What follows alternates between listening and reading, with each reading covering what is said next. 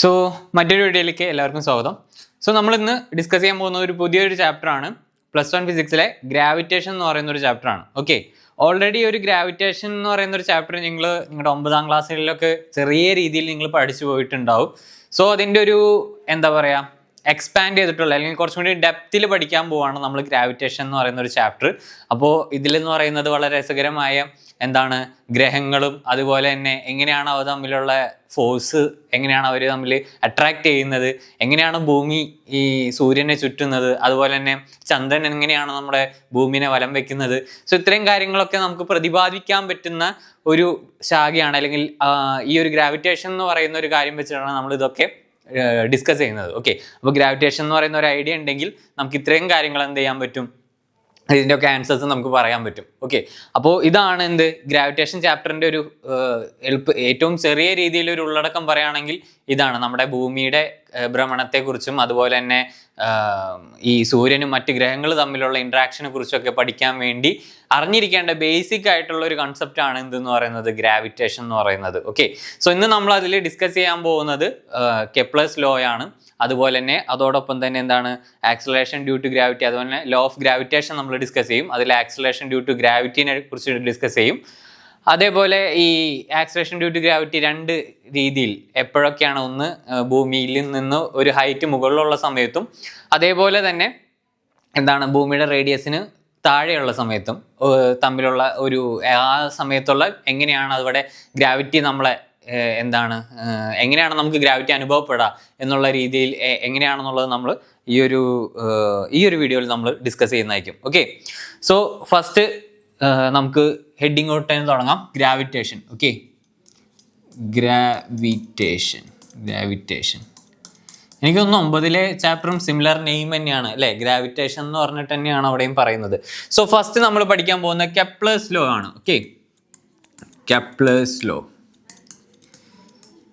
So ഈ Kepler's law ഒക്കെ പറയുന്നതിന് മുമ്പ് വളരെ പ്രധാനപ്പെട്ട കാര്യം എന്ന് വെച്ചിട്ടുണ്ടെങ്കിൽ നിങ്ങൾക്ക് അറിയുമായിരിക്കും, പണ്ട് കാലങ്ങളിൽ ആൾക്കാർ വിചാരിച്ചിരുന്നത്, ഓക്കെ, ഗ്രീക്ക് മിത്തോളജിയിലൊക്കെ വിചാരിച്ചിരുന്ന ഒരു കാര്യം എന്ന് വെച്ചിട്ടുണ്ടെങ്കിൽ ഭൂമിയാണ് സെൻറ്റർ. ഓക്കെ, മറ്റ് ഗ്രഹങ്ങളും സൂര്യനും എല്ലാം എന്താണ് ഭൂമിക്ക് ചുറ്റും കറങ്ങുന്നതായിരുന്നു എന്നാണ് വിശ്വസിച്ചിരുന്നത്. അങ്ങനെയാണ് വിശ്വസിച്ചിരുന്നത്. ഓക്കെ, അതല്ലാതെ എന്താണ് ഭൂമിയല്ല എന്താണ് സെൻറ്റർ എന്ന് പറയുന്ന പകരം സൂര്യനാണ് സെൻറ്റർ, അതേപോലെ തന്നെ മറ്റ് ഗ്രഹങ്ങൾ സൂര്യന് ചുറ്റുമാണ് കറങ്ങുന്നത് എന്നൊക്കെയുള്ളൊരു ഭാഗം ആദ്യം വന്ന സമയത്ത് അതിനെല്ലാവരും കൂടി എതിർക്കുകയും അത് പറഞ്ഞ അങ്ങനെ ഒരു തിയറി കൊണ്ടുവന്ന വ്യക്തിനെ ചുട്ടുകൊന്നിട്ടൊക്കെ ഉണ്ട്. ഓക്കെ, സോ ശാസ്ത്രം അങ്ങനത്തെ ഒരു ഡാർക്ക് ഏജുകളിൽ കൂടി കടന്നു പോയതിനു ശേഷം വന്നിട്ടുള്ളൊരു ലോയാണ് എന്ന് പറയുന്നത് കെപ്ലേഴ്സ് ലോ എന്ന് പറയുന്നത്. കെപ്ലേഴ്സ് ലോ ആണ് ആക്ച്വലി എന്തൊരു മാത്തമാറ്റിക്കൽ പ്രൂഫോട് കൂടി നമുക്ക് തന്നിട്ടുള്ളത്. ഈ സൂര്യന് ചുറ്റുമാണ് മറ്റ് ഗ്രഹങ്ങളെല്ലാം കറങ്ങുന്നത് എന്നുള്ള ഒരു ഐഡിയ നമുക്ക് മാത്തമാറ്റിക്കലി കൊണ്ടുവന്നിട്ടുള്ളത് എന്തിലൂടെയാണ്, കെപ്ലേഴ്സ് ലോയിലൂടെയാണ്. അതിനു മുമ്പ് തിയറംസ് വന്നിട്ടുണ്ടെങ്കിലും കൂടിയും അവർക്ക് എന്ത് ചെയ്യാൻ പറ്റില്ല, ഒരു മാത്തമാറ്റിക്കൽ അടിസ്ഥാനം കൊണ്ടുവരാൻ സാധിച്ചിരുന്നില്ല. അപ്പോൾ കെപ്ലേഴ്സ് ലോ ആണ് നമുക്ക് ആ ഒരു ഐഡിയ തരുന്നത്. ഓക്കെ, അപ്പോൾ കെപ്ലേഴ്സ് ലോ 3 എണ്ണം ഉണ്ട്. അതായത് 3 പാർട്ടായിട്ട് നമുക്ക് ആ ലോസിനെ എല്ലാം പറയാം. അത് ആദ്യത്തെ ലോ ഓഫ് ഓർബിറ്റ് ആണ്. ഓക്കെ, ലോ ഓഫ് ഓർബിറ്റ്സ് എന്ന് പറഞ്ഞാൽ നിങ്ങൾക്ക് എന്താണെന്ന് അറിയാം, എന്താണ് സൂര്യനെ ചുറ്റും കറങ്ങുന്ന ആ ഒരു ഭ്രമണപഥത്തിനെയാണ് നമ്മൾ എന്തെന്ന് പറയുന്നത്, ഓർബിറ്റ്സ് എന്ന് പറയുന്നത്. ഇത് സൂര്യൻ്റെ കേസിൽ മാത്രമല്ല കേട്ടോ. ഈ ഓർബിറ്റ്സ് എന്ന് പറയുന്ന മീനിങ് എന്താണ്, നമ്മൾ പിന്നെ ആറ്റത്തിലേക്കൊക്കെ വരുമ്പോൾ എന്താണ് ന്യൂക്ലിയസിന് ചുറ്റും ഇലക്ട്രോൺസ് കറങ്ങുന്നതിനെ നമ്മൾ ഓർബിറ്റ്സ് എന്നൊക്കെ പറയാറുണ്ട്. ഓക്കെ, സോ സിമിലർലി എന്താണ് ഭ്രമണപഥത്തിനെയാണ് നമ്മൾ എന്തെന്ന് പറയുക, ഓർബിറ്റ്സ് എന്ന് പറയുന്നത്. ഓക്കെ, രണ്ടാമത്തേത് ലോ ഓഫ് ഏരിയാസ് അല്ലേ. ലോ ഓഫ് ഏരിയാസ് ആണ് രണ്ടാമത്തെ ലോ എന്ന് പറയുന്നത്, ലോ ഓഫ് ഏരിയാസ്. ഓക്കെ, അതെന്താണെന്ന് നമുക്ക് ഡിസ്കസ് ചെയ്യാം. മൂന്നാമത്തെയാണ് ലോ ഓഫ് പീരിയഡ്സ്.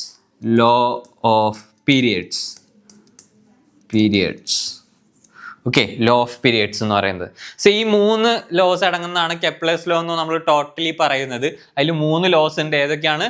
ആദ്യത്തെ ലോ ഓഫ് ഓർബിറ്റ്, രണ്ടാമത്തെ ലോ ഓഫ് ഏരിയാസ്, മൂന്നാമത്തെ ലോ ഓഫ് പീരിയഡ്സ് എന്ന് പറയുന്നത്. ഓക്കെ, നമുക്ക് ഈച്ച് ഇൻഡിവിജ്വൽ ആയിട്ട് ഓരോന്ന് നോക്കാം. ആദ്യം law of orbits. Okay, law of orbits. So law of orbits പറയുന്നത് എന്താണെന്ന് വെച്ചിട്ടുണ്ടെങ്കിൽ, എന്താണ് ലോ ഓഫ് ഓർബിറ്റ്സ് പറയുന്നത്, ഈ എല്ലാ പ്ലാനറ്റ്സും ഒരു എലിപ്റ്റിക്കൽ ഷേപ്പിലാണ് എന്ത് ഓർബിറ്റ് ചെയ്യുന്നത്, സൂര്യനെ ചുറ്റുന്നത്. എന്താണ് എലിപ്റ്റിക്കൽ? എലിപ്സ് എങ്ങനെയാണ് നമ്മൾ വരയ്ക്കുക? ഇങ്ങനെയല്ലേ, ഇതാണ് എന്ത് എലിപ്സ് എന്ന് പറയുന്നത്. ഓക്കെ, അതായത് നീളത്തിലൊരു പരന്ന രീതിയിൽ വരയ്ക്കുന്നതിനാണ് നമ്മൾ എന്തെന്ന് പറയാ, എലിപ്സ് എന്ന് പറയുന്നത്. എലിപ്സിന്റെ പ്രത്യേകത എന്താ? എലിപ്സിന് 2 ഫോസി ഉണ്ട് അല്ലെ, 2 ഫോക്കൽ പോയിന്റ്സ് ഉണ്ട്, 2 ഫോസി ഉണ്ട് എന്നാണ് പറയാ. അപ്പോൾ ലോ ഓഫ് ഓർബിറ്റ് പറയുന്നത് എന്താണ്? എല്ലാ ഗ്രഹങ്ങളും സൂര്യന് ചുറ്റും എന്താണ് ഒരു എലിപ്റ്റിക്കൽ ഓർബിറ്റിലാണ് സഞ്ചരിക്കുക. സൂര്യൻ എന്ത് ചെയ്യാണ്? ഈ എലിപ്സിന്റെ 1 ഓഫ് ദി ഫോസിയിലാണ് സിറ്റുവേറ്റ് ചെയ്യുക. സപ്പോസ് ഇതാണ് നമ്മുടെ സൂര്യൻ എന്ന് വിചാരിക്കുക, അത് എലിപ്സിന്റെ 1 ഓഫ് ദ ഫോസിയിൽ സിറ്റുവേറ്റ് ചെയ്യുന്നു. ബാക്കി ഗ്രഹങ്ങളെല്ലാം എന്ത് ചെയ്യുന്നു? ഈ എലിപ്റ്റിക്കൽ ഓർബിറ്റിലൂടെയാണ് എന്ത് ചെയ്യുന്നത്? ചുറ്റുന്നത്. സർക്കുലാർ ഓർബിറ്റ് അല്ല, ശ്രദ്ധിക്കണം. ഗ്രഹങ്ങൾ എങ്ങനെയാണ് വലം വെക്കുന്നത്? എലിപ്റ്റിക്കൽ ഓർബിറ്റിലാണ് എന്ത് സൂര്യനെ വലം വെക്കുന്നത്, സർക്കുലാർ ഓർബിറ്റലല്ല. ഓക്കെ, സോ അത് വ്യത്യാസമുണ്ട്. അപ്പോൾ ഇങ്ങനെയാണ് ആ ഒരു പിക്ചർ. ഇത് ഇവിടെ ഒരു ഗ്രഹം ഇങ്ങനെ ചുറ്റാന്ന് വിചാരിക്കുക. ഓക്കെ, അപ്പോൾ ഞാനിവിടെ ഇങ്ങനെ ഒരു ആക്സിസ് വരയ്ക്കുകയാണെങ്കിൽ ഇതാണ് നമ്മുടെ മേജർ ആക്സിസ് എന്ന് പറയാം. ഓക്കെ, അതായത് ഹൊറിസോണ്ടലി വരയ്ക്കുന്ന ആക്സിസിനെയാണ് നമ്മൾ എന്തെന്ന് പറയാ? മേജർ ആക്സിസ് എന്ന് പറയാ. സോ സിമിലർലി ഇവിടെ എന്താ പറയാ, ഈ വെർട്ടിക്കലി വരയ്ക്കുന്നതിനാണ് നമ്മൾ മൈനർ ആക്സിസ് എന്ന് പറയാ. ഓക്കെ, വെർട്ടിക്കലി, കാരണം ഇവിടെ എന്താ, ഇവിടെ തന്നെ നോക്കുക, ഇവിടെ ഈ ഒരു ഡിസ്റ്റൻസ് കൂടുതലാണ്. സോ അതിന് നമ്മൾ മേജർ എന്ന് പറയുന്നു. സോ ഇവിടെ കുറവാണ്, അപ്പോൾ അതിന് നമ്മൾ മൈനർ എന്ന് പറയുന്നു. സോ ആ ഒരു ഐഡിയ വെച്ച് വിചാരിച്ചാൽ മതി. ഓക്കെ, അപ്പോൾ നമ്മൾ ഹൊറിസോണ്ടലി വരയ്ക്കുന്നതിന് നമ്മൾ മേജർ ആക്സിസ് എന്ന് പറയും, വെർട്ടിക്കലി വരയ്ക്കുന്നത് നമ്മൾ മൈനർ ആക്സിസ് എന്ന് പറയും. ഈ ആക്സിസ് നമുക്ക് കുറച്ച് ഇമ്പോർട്ടൻ്റ് ആണ്, കാരണം നമ്മൾ കുറച്ച് കഴിയുമ്പോൾ പറയും semi major axis, semi minor axis എന്നൊക്കെ ഉള്ള കേസുകൾ പറയും. അപ്പോൾ നമുക്ക് ഈ ആക്സിസ് എന്നുള്ള കേസ് നമുക്ക് കറക്റ്റായിട്ട് അറിയണം. ഓക്കെ, ഇനി ഇത്രയും കാര്യങ്ങളാണ് പ്രധാനമായിട്ടും എന്ത് ലോ ഓഫ് ഓർബിറ്റ് നിങ്ങളോട് പറഞ്ഞു തരുന്ന കാര്യങ്ങൾ. എന്താണെന്ന് വെച്ചിട്ടുണ്ടെങ്കിൽ എന്താണ്, ഇത്രയും കാര്യങ്ങൾ തന്നെയാണ്. അതായത് പ്ലാനറ്റ്സ് ഒരു എലിപ്റ്റിക്കൽ ഓർബിറ്റിലൂടെ ആണ് സൂര്യനെ വലം വെക്കുന്നത്. സൂര്യൻ എവിടെയാണ്? ഒരു 1 ഓഫ് ദ ഫോസിയിലാണ് ഇരിക്കുന്നത്. ഓക്കെ, ഇത് ആക്ച്വലി നിങ്ങൾക്ക് ചിലപ്പോൾ തോന്നാം എങ്ങനെയാണ് കറക്റ്റ് സൂര്യൻ വന്ന് ഈ ഫോസിയിൽ തന്നെ വന്നിരിക്കുന്നതെന്നൊക്കെ നിങ്ങൾക്ക് വേണമെങ്കിൽ ചോദിക്കാം. പക്ഷെ അതൊരു അടിസ്ഥാനമില്ലാത്തൊരു ചോദ്യമായി പോകും. കാരണം എന്താണെന്ന് വെച്ചിട്ടുണ്ടെങ്കിൽ ഇത് ഒരിക്കലും നമ്മൾ എന്താണ് ആദ്യം ഒരു എലിപ്സ് വരച്ച് അതിൻ്റെ ഉള്ളിൽ സൂര്യൻ വന്നിരുന്ന് അങ്ങനെയല്ലല്ലോ നമ്മുടെ ശരിക്കും സൗരയൂഥം ഡെവലപ്ഡ് ആവുന്നത്. ഇത് സൂര്യൻ എവിടെ ഇരിക്കുന്നോ അതിനെ ഒരു ഫോസിയായി കൺസിഡർ ചെയ്ത് നമ്മൾ വരയ്ക്കുന്ന ഒരു എലിപ്റ്റിക്കൽ ഓർബിറ്റിലൂടെയാണ് എന്ത് സഞ്ചരിക്കുന്നത്, ഈ ഗ്രഹങ്ങൾ സഞ്ചരിക്കുന്നത്. അല്ലാതെ ഒരു സ്ഥലത്ത് നമ്മൾ ഫോഴ്സ് വെച്ച് അവിടെ സൂര്യൻ വന്നിരുന്ന് അങ്ങനെ വിചാരിക്കരുത് നിങ്ങൾ. എവിടെയാണോ നമ്മുടെ സൂര്യൻ ഇരിക്കുന്നത് അത് നമ്മളൊരു 1 ഓഫ് ദ ഫോസിയാക്കി. ഓക്കെ, എന്നിട്ടൊരു എലിപ്സ് വരച്ചു. ആ എലിപ്സ് വരയ്ക്കുന്നതും നമ്മുടെ ഭൂമിയുടെയും മറ്റ് ഗ്രഹങ്ങളുടെയും ഒക്കെ ഭ്രമണോദങ്ങൾ എങ്ങനെയാണ് ആ ഒരു ഫോസിയിൽ വരുന്ന എലിപ്സിന്റെ അതേ മാർഗത്തിലാണ് എന്ത് ഈ സഞ്ചാരപാതം വരുന്നത്. അപ്പൊ അങ്ങനെയാണ് നമ്മൾ അതിനെങ്ങനെ ക്വാണ്ടിഫൈ ചെയ്തത്. എല്ലാ ഗ്രഹങ്ങളും എന്താണ് സൂര്യന് ചുറ്റും എലിപ്റ്റിക്കൽ ഓർബിറ്റിലാണ് സഞ്ചരിക്കുക എന്നുള്ള കേസിലേക്ക് നമ്മൾ എത്തിയത്. ഓക്കെ, സോ ഇതാണ് നമ്മുടെ ലോ ഓഫ് ഓർബിറ്റ് എന്ന് പറയുന്നത്. ഇനി ലോ ഓഫ് ഏരിയയിലേക്ക് വരികയാണെങ്കിൽ law of areas. Okay, law of areas. So law of ഏരിയാസിലേക്ക് വരുമ്പോൾ നമുക്ക് എന്ത് ചെയ്യാം, പിന്നെയും ഒരു എലിപ്റ്റിക്കൽ വരയ്ക്കാം. ഇതിൽ ഏരിയ എന്ന് പറയുന്ന ഇത് എലിപ്സ് ആണെന്ന് പറയില്ല എല്ലാവരും. ഓക്കെ, ഇതൊരു എലിപ്സ് ആണ് നിങ്ങൾ കൺസിഡർ ചെയ്യുക. അത് വലിയ എലിപ്സ് ഒന്നും അല്ല, എന്നാലും കൺസിഡർ ചെയ്യുക. ഓക്കെ, ഇതാണ് 1 ഓഫ് ദ ഫോസി. ഇവിടെ നമ്മുടെ ആരുണ്ട്? സൂര്യനുണ്ട്. ഓക്കെ, സപ്പോസ് ഇവിടെ ഒരു ഗ്രഹം അതിൻ്റെ പൊസിഷൻ ഇങ്ങനെ റിവോൾവ് ചെയ്യാണ്. സോ ഇവിടെ അത് ഇങ്ങോട്ട് എത്തിയപ്പോൾ അതിൻ്റെ പി പ്രൈം, ഈ ഗ്രഹം ഇങ്ങോട്ട് ഓടി നിന്ന് ഇവിടെ എത്തിയപ്പോൾ അതിൻ്റെ P prime. Okay, so similarly ഇവിടെ ഒരു ഗ്രഹമുണ്ട്, അത് ഇവിടെ എത്തിയപ്പോൾ പി പ്രൈം ആയി. ഓക്കെ, സോ ഇതിൻ്റെ ഈ ഒരു ഏരിയ എടുക്കുകയാണെങ്കിൽ, സിമിലർലി ഇവിടെ നിന്ന് നോക്കാം, ഇവിടെ ഒരു ഏരിയ എടുക്കുകയാണെങ്കിൽ ലോ ഓഫ് ഓർബിറ്റ് എന്ന് പറയുന്ന പ്രത്യേകത എന്താണെന്ന് വെച്ചിട്ടുണ്ടെങ്കിൽ എന്താണ്, ഈ ലൈൻസ് ജോയിൻ, ഈ 2 പൊസിഷനിൽ നിന്നുള്ള ഈ സ്വീപ്സ് ചെയ്യുന്ന ലൈൻസ് ജോയിൻ ചെയ്യുന്നത് പ്ലാനറ്റ്സിന്റെ മൂവ്മെന്റ്സിന്റെ ഈ ഒരു ജോയിൻസിന്റെ ഈ ഒരു ഏരിയ എന്ന് പറയുന്നത് എന്തായിരിക്കും? ഈക്വൽ ആയിരിക്കും എന്നാണ് പറയാം. അതായത് ഈ ഏരിയ എന്ന് പറയുന്നതും ഈ ഏരിയ എന്ന് പറയുന്നതും എന്തായിരിക്കും? ഈക്വൽ ആയിരിക്കും എന്നുള്ളതാണ് പ്രധാനമായിട്ട് ഈ ഒരു ലോ ഓഫ് ഓർബിറ്റിലേക്ക് എത്തുന്നത്.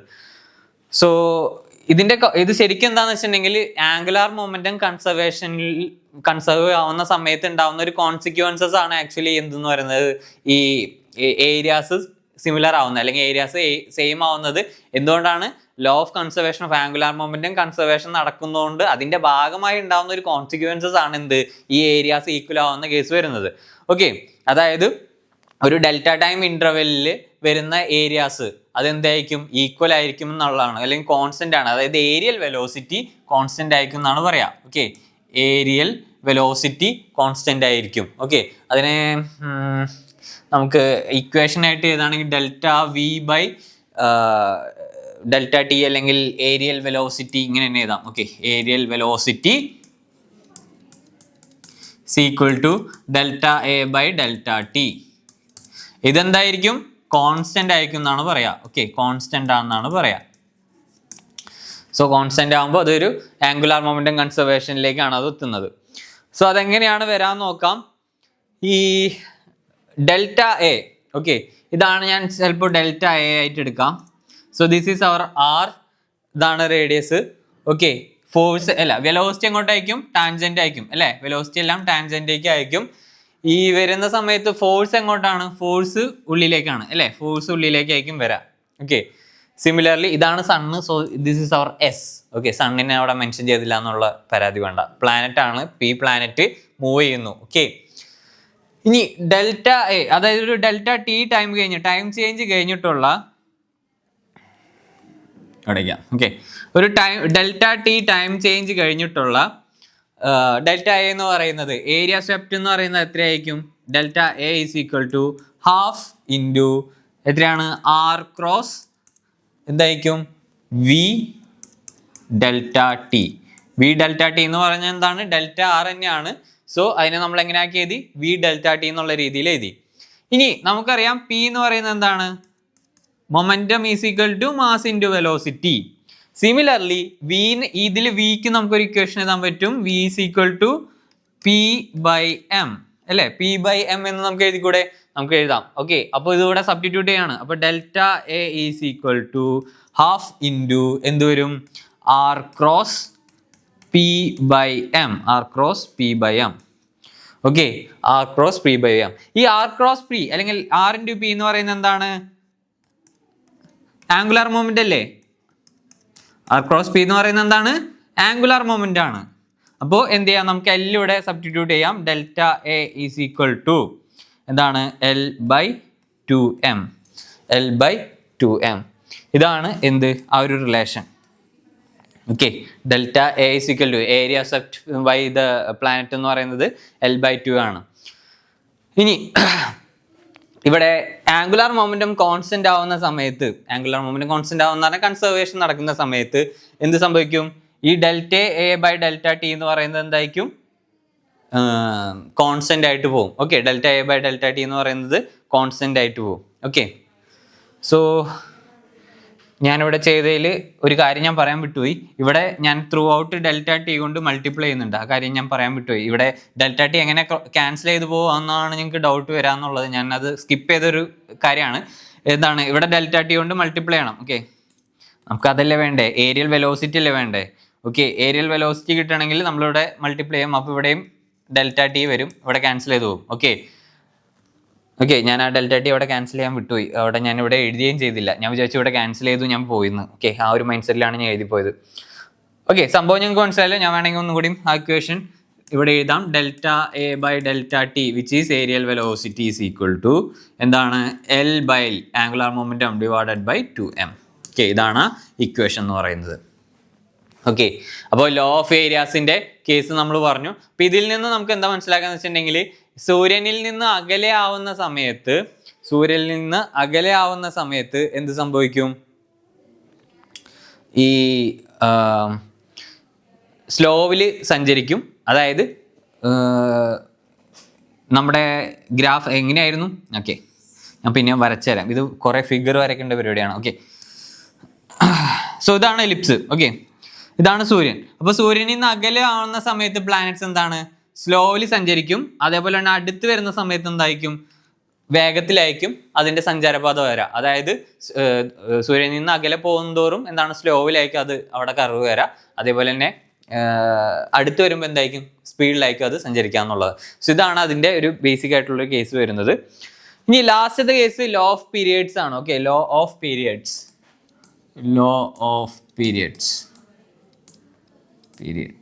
Okay, law of periods. So ഇത് ബേസിക്കലി പറയുന്നത് ഒരു തവണ കറങ്ങാൻ വേണ്ട ഒരു റെവല്യൂഷൻ എടുക്കാൻ വേണ്ട സമയത്തിന്റെ square, that is T square, is proportional two cube of the semi major axis. Okay, cube of the semi major axis, A cube എന്നാണ് പറയാ. ഓക്കെ, സെമി മേജർ ആക്സിസ് ആണ് നമ്മൾ എ ആയിട്ട് എടുക്കുന്നത്. നമ്മൾ പറഞ്ഞു മേജർ ആക്സിസ് ഏതാണ്, ഹൊറിസോണ്ടൽ ആയിട്ട് വരയ്ക്കുന്നതെന്നാണ് നമ്മൾ മേജർ ആക്സിസ് എന്ന് പറയുന്നത്. സോ സെമി മേജർ ആക്സിസിന്റെ ക്യൂബായിട്ട് പ്രൊപ്പോർഷണൽ ആണ്. ഓക്കെ, എന്താണ്, ഒരു റെവല്യൂഷൻ എടുക്കാൻ പറ്റുന്ന ടൈം പീരീഡ്, അതിന്റെ സ്ക്വയർ എന്തിന് പ്രൊപ്പോർഷണൽ ആയിരിക്കും, സെമി മേജർ ആക്സിസിന്റെ ക്യൂബിന് പ്രൊപ്പോർഷണൽ ആയിരിക്കും. ഇതാണ് എന്ത്, ലോ ഓഫ് പീരിയഡ്സ് എന്ന് പറയുന്നത്. ഓക്കെ, ഇത്രയും പഠിച്ചാൽ മതി, ഈ ഒരു ഇക്വേഷൻ പഠിച്ചാൽ മതി. ആ ഇക്വേഷൻ എന്താണ്, അതിന്റെ മീനിങ് എന്ന് മനസ്സിലാക്കണം. ടി എന്ന് പറയുന്ന ടൈം പീരീഡ് എന്ന് പറയുന്നത് ഒരു വട്ടം ചുറ്റാൻ വേണ്ട സമയം, ഒരു വട്ടം കറങ്ങി വരാൻ വേണ്ട സമയം, അതിന്റെ ആ ടൈം പീരീഡിന്റെ സ്ക്വയർ എന്ന് പറയുന്നത് എന്തിന് പ്രൊപ്പോർഷണൽ ആയിരിക്കും, സെമി മേജർ ആക്സിസിന്റെ ക്യൂബിന് പ്രൊപ്പോർഷണൽ ആയിരിക്കും, എ ക്യൂബിന് പ്രൊപ്പോർഷണൽ ആയിരിക്കും. ഇതാണ് നമുക്ക് അതിൽ അറിഞ്ഞിരിക്കേണ്ട ഒരു കേസ് എന്ന് പറയുന്നത്. ഓക്കെ, അപ്പോൾ നമ്മൾ 3 ലോ പഠിച്ചു. എന്തൊക്കെയാണ്, ആദ്യം ലോ ഓഫ് ഓർബിറ്റ്സ് എന്ന് പഠിച്ചു. ഓർബിറ്റിൽ അത് പ്രകാരം എന്താണ്, എല്ലാ ഗ്രഹങ്ങളും സൂര്യന് ചുറ്റും എലിപ്റ്റിക്കൽ ഓർബിറ്റിലാണ് സഞ്ചരിക്കുന്നത്. സൂര്യൻ അതിന്റെ ഒരു വൺ ഓഫ് ദ ഫോഴ്സിലാണ് ഇരിക്കുന്നത് എന്ന് പറഞ്ഞു. രണ്ടാമത്തെ എന്താ പഠിച്ചത്, ലോ ഓഫ് എന്താ പറയുക, ഏരിയാസ് എന്നുള്ള കേസിൽ അതിലെന്താണ്, ഏരിയൽ വെലോസിറ്റി കോൺസ്റ്റന്റ് ആണെന്ന് പഠിച്ചു. അതേപോലെ തന്നെ ഈ ലോ ഓഫ് ഏരിയാസ് വരാൻ കാരണം ആംഗുലാർ മൊമെന്റം കൺസർവേഷൻ ആണെന്നുള്ള കേസ് പഠിച്ചു. അതിന്റെ ഇക്വേഷൻ ഡിറൈവ് ചെയ്യാനും നമ്മൾ പഠിച്ചു. Okay, delta A by delta T is equal to L by 2m എന്നുള്ള ഇക്വേഷനിലേക്ക് എത്തി. ലാസ്റ്റ് എന്താണ്, ലോ ഓഫ് പീരിയഡ്സ് എന്ന് പറയുന്നത്. സോ ഇത് പ്രകാരം എന്താണ്, ഒരു റെവല്യൂഷൻ എടുക്കാൻ വേണ്ട ടൈം പീരീഡിന്റെ സ്ക്വയർ എന്തിന് ഈക്വൽ ആയിരിക്കും, അതിന്റെ സെമി മേജർ ആക്സിസിന് ക്യൂബ്, ആ സെമി മേജർ ആക്സിസിന്റെ ക്യൂബിന് ഈക്വൽ ആയിരിക്കും, അല്ലെങ്കിൽ പ്രൊപ്പോർഷണൽ ആയിരിക്കും എന്നാണ്. പ്രൊപ്പോർഷണൽ ആണ്, ഈക്വൽ അല്ല, പ്രൊപ്പോർഷണൽ ആയിരിക്കും എന്നാണ് പറയുക. കാരണം ആ പ്രൊപ്പോർഷണാലിറ്റി മാറ്റുമ്പോൾ നമുക്കൊരു കോൺസ്റ്റന്റ് ആഡ് ചെയ്യേണ്ടി വരും. ഓക്കെ, സോ അവിടെ അത്രയുമാണ് പറയുന്നത്. ഇനിയാണ് ഇതാണ് നിങ്ങൾ ഇത്രയും നാൾ എനിക്കൊന്ന് 9-ലൊന്നും ഈ ഒരു കെപ്ലസിലോ നിങ്ങൾ പഠിച്ചിട്ടില്ല.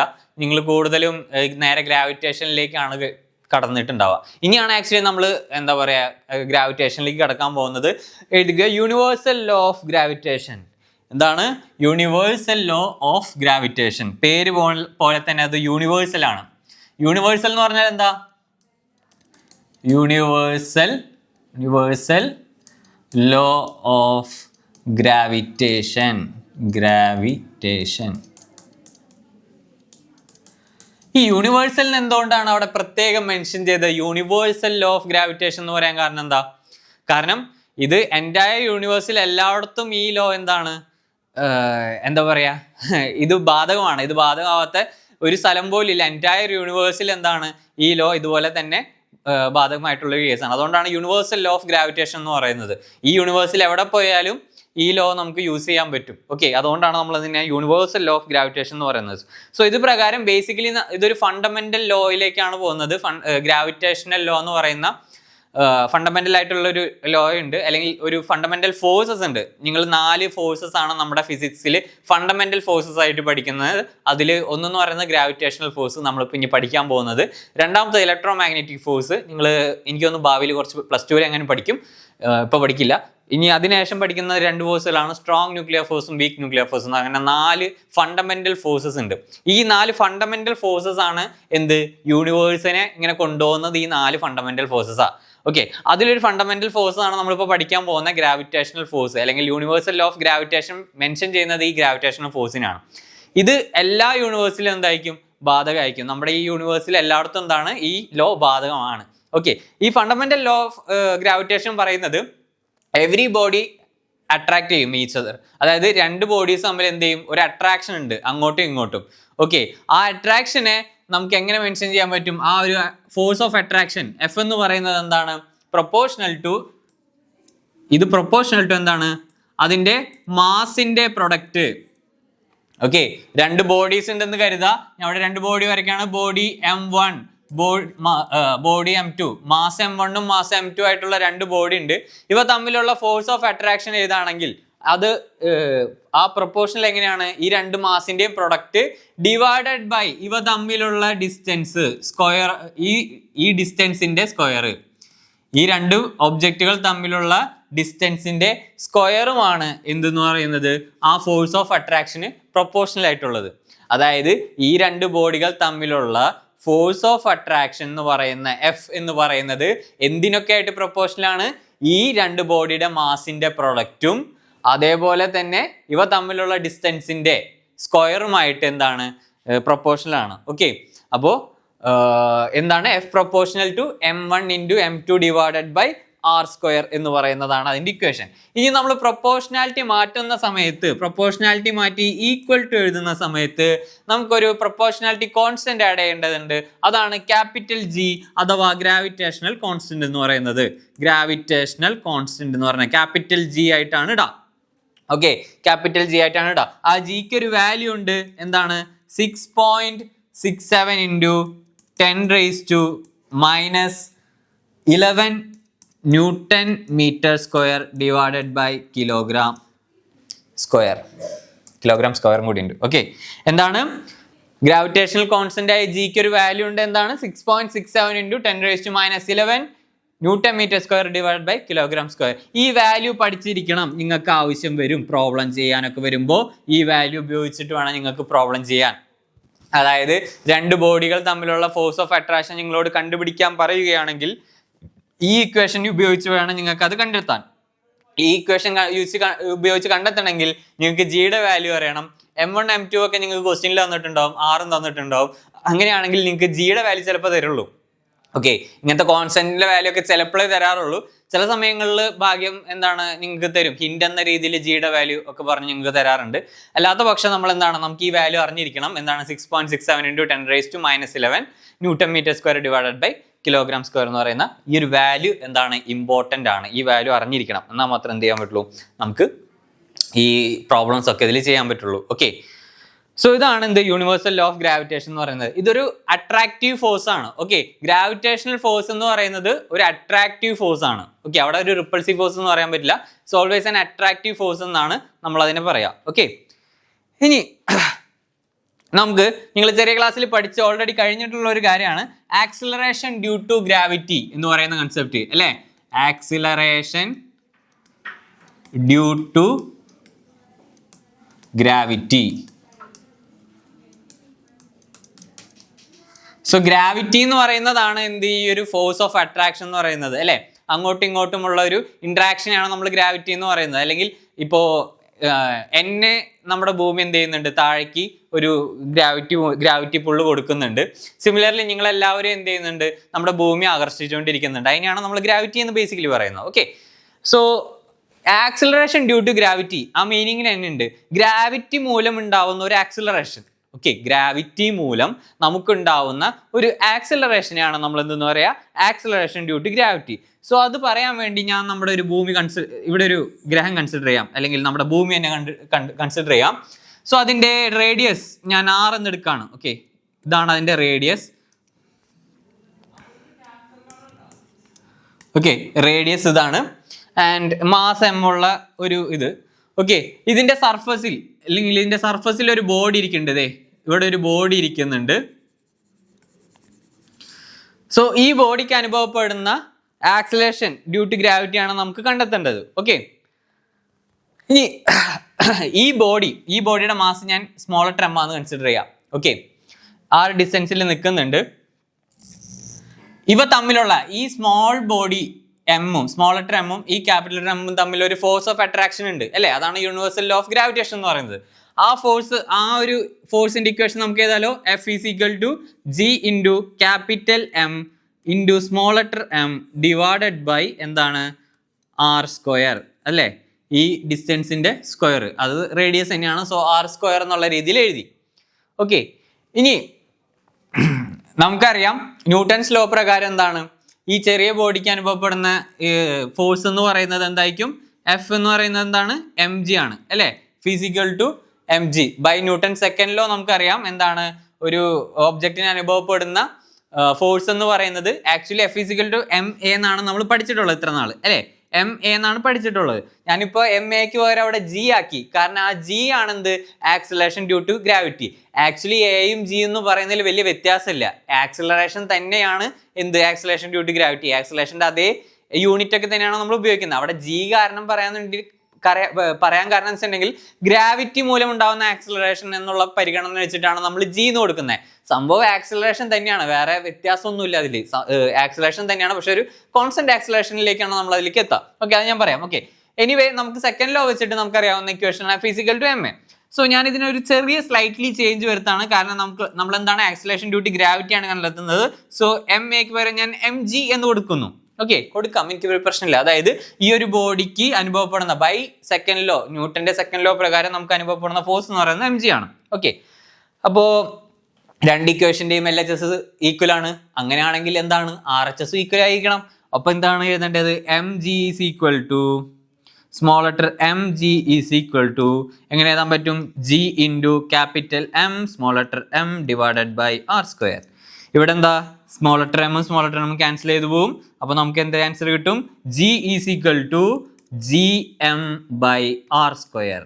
Important value. Acceleration due to ഗ്രാവിറ്റിയുടെ ഇക്വേഷൻ എന്ന് പറയുന്നത് എന്താണ്? G is equal to capital g into mass. ഏത് മാസ്? ശ്രദ്ധിക്കണം, ഈ മാസ് ഏതാ? ക്യാപിറ്റൽ എം ആണ്. അതായത് ഈ വലിയ ബോഡിയുടെ മാസാണ്, എർത്തിന്റെ മാസാണ്. ഓക്കെ, ഈ എർത്തിന്റെ mass divided by R square. Okay, ഈ ആർ എന്ന് പറയുന്നത് റേഡിയസ് ഓഫ് ദി എർത്ത് ആയിരിക്കും, അപ്പൊ ആർ സ്ക്വയർ എന്ന് പറയുന്നത്. ഓക്കെ, അപ്പൊ ഇവിടെ നോക്കാം, ശ്രദ്ധിക്കുക, ഇവിടെ എന്താ ഗുണം, ഇവിടെ എന്താ രസം എന്ന് വെച്ചിട്ടുണ്ടെങ്കിൽ ഈ ഒബ്ജക്റ്റിന്റെ മാസ് എന്ത് ചെയ്യില്ല, ഈ ആക്സിലറേഷൻ ഡ്യൂ ടു ഗ്രാവിറ്റിനെ ഡിപ്പെൻഡ് ചെയ്യുന്നില്ല. ഓക്കെ, അല്ലെങ്കിൽ ആക്സിലറേഷൻ ഡ്യൂ ടു ഗ്രാവിറ്റി എന്തിനെ ഡിപ്പെൻഡ് ചെയ്യുന്നില്ല? ഒബ്ജക്റ്റിന്റെ മാസിനെ ഡിപ്പെൻഡ് ചെയ്യുന്നില്ല, ഇൻഡിപെൻഡന്റ് ആണ്. അതുകൊണ്ട് ഒബ്ജക്റ്റിന്റെ മാസ് എത്ര വലുതോ എത്ര ചെറുതോ ആവട്ടെ, ആക്സിലറേഷൻ ഡ്യൂ ടു ഗ്രാവിറ്റി എന്തായിരിക്കും? സെയിം ആയിരിക്കും. ഏത് ഒബ്ജക്റ്റിനായാലും, എത്ര മാസ് കൂടിയ ഒബ്ജക്റ്റ് ആയാലും എത്ര മാസ് കുറഞ്ഞ ഒബ്ജക്റ്റ് ആയാലും ആക്സിലറേഷൻ ഡ്യൂ ടു ഗ്രാവിറ്റി എല്ലാവർക്കും എന്തായിരിക്കും? സെയിം ആയിരിക്കും, കോൺസ്റ്റന്റ് എന്ന രീതിയിൽ സെയിം ആയിട്ട് പോകും. സോ അത് നമുക്കറിയാം, നിങ്ങൾക്ക് അതിന്റെ വാല്യൂ ഒക്കെ അറിയാം. ജി എന്ന് പറയുന്നത് എത്രയാണ്? ജി എത്രയാണ്? 9.8 മീറ്റർ പെർ സെക്കൻഡ് സ്ക്വയർ അല്ലേ? ഇതാണ് എന്ത്? എർത്തിന്റെ ആക്സിലറേഷൻ ഡ്യൂ ടു ഗ്രാവിറ്റി എന്ന് പറയുന്നത് ഇത്രയാണ്, 9.8 മീറ്റർ പെർ സെക്കൻഡ് സ്ക്വയർ എന്ന് പറയുന്നതാണ്. ശ്രദ്ധിക്കുക, ആക്സിലറേഷന്റെ അതേ യൂണിറ്റ് ഇടണം കേട്ടോ. വെറുതെ കോൺസ്റ്റന്റ് എന്ന് പറഞ്ഞാൽ 9.8 ഇട്ടാൽ മാത്രം പോരാ. ഇവിടെ എന്ത് ചെയ്യണം? 9.8 മീറ്റർ പെർ സെക്കൻഡ് സ്ക്വയർ എന്നുള്ള കാര്യം കൂടി മെൻഷൻ ചെയ്യണം. It's an acceleration, A vector ആണ്. സോ എന്താ അവിടെ ആ യൂണിറ്റ് എന്തായാലും തന്നെ മെൻഷൻ ചെയ്യേണ്ടി വരും. ഡയമെൻഷൻലെസ് ക്വാണ്ടിറ്റി അല്ല ആക്സിലറേഷൻ ഡ്യൂ ടു ഗ്രാവിറ്റി. എന്താണ്? അതിനൊരു ഡയമെൻഷൻ ഉണ്ട്, യൂണിറ്റ് ഉണ്ട്. സോ അത് മെൻഷൻ ചെയ്താലേ എന്ത് കിട്ടുള്ളൂ? മാർക്ക് കിട്ടുള്ളൂ. ഓക്കെ, ഇനി നമ്മൾ ഇത്രയും കാര്യങ്ങൾ പറഞ്ഞു. Acceleration due to gravity 9.8 metre per second square ആണെന്ന് പറഞ്ഞു. എന്താ റേസ് ആവത്തെ? Okay, ready. ഇനി നമുക്ക് ഈ ആക്സിലറേഷൻ ഡ്യൂ ടു ഗ്രാവിറ്റി രണ്ട് സിനാരിയോയിലുള്ള കേസ് പഠിക്കാനുണ്ട്. ഒന്ന് എർത്തിന് ഒരു ഹൈറ്റ് എബോയിൽ നിൽക്കുന്ന സമയവും, അതേപോലെ തന്നെ രണ്ടാമത്തത് എർത്തിന്റെ റേഡിയസിന് താഴെ വരുന്ന സമയത്തും എങ്ങനെയാണ് നമുക്ക് ഈ ആക്സിലറേഷൻ ഡ്യൂ ടു ഗ്രാവിറ്റി അനുഭവപ്പെടാന്നുള്ളതാണ് നമ്മൾ നോക്കേണ്ടത്. സോ ഫസ്റ്റത്തെ കേസ് ഏതാണ്? കേസ് 1 ഏതാണ്? ഹൈറ്റ്, ഒരു h ഹൈറ്റിലുള്ള സമയത്ത്. അപ്പൊ ഞാനിവിടെ എന്ത് ചെയ്യാണ്? ഞാനിവിടെ എർത്ത് വരയ്ക്കാണ്. ഇതിനൊക്കെ എർത്ത് എന്ന് പറഞ്ഞാൽ ഭയങ്കര മോശമായി പോകും, എന്നാലും കുഴപ്പമില്ല.